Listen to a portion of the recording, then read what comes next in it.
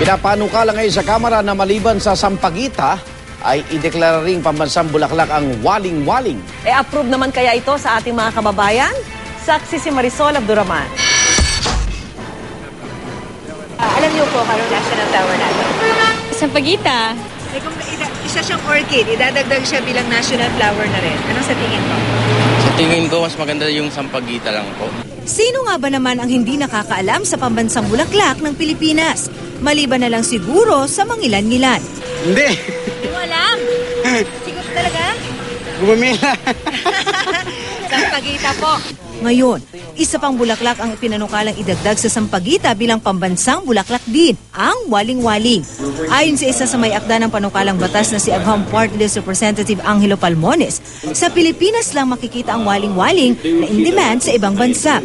Hindi tulad ng Sampaguita na dinala lamang dito sa Pilipinas mula sa India at Middle East.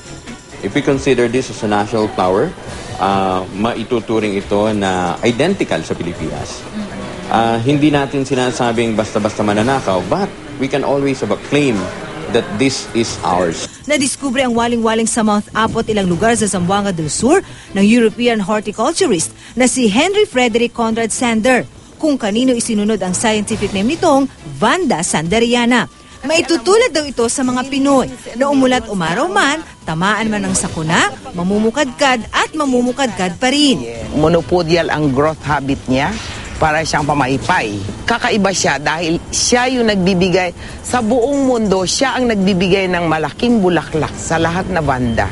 Siya yung ginagamit ng mga hybridizer para bumilog yung mga bulaklak. Ayon sa isang cultural anthropologist, walang masamang dagdagan ng pambansang bulaklak, pero kailangang ipakilala ang madadagdag sa marami, lalo pat hindi ito kasing sikat ng Sampaguita na makikita kahit saan.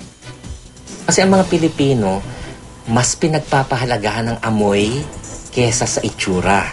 Yun siguro ang challenge sa legislators. Hindi lang basta gumawa ng batas, may halong promotion. Mas maganda pa rin po ang Sampaguita kasi mabango siya din. Matagal na po siyang kilala sa atin.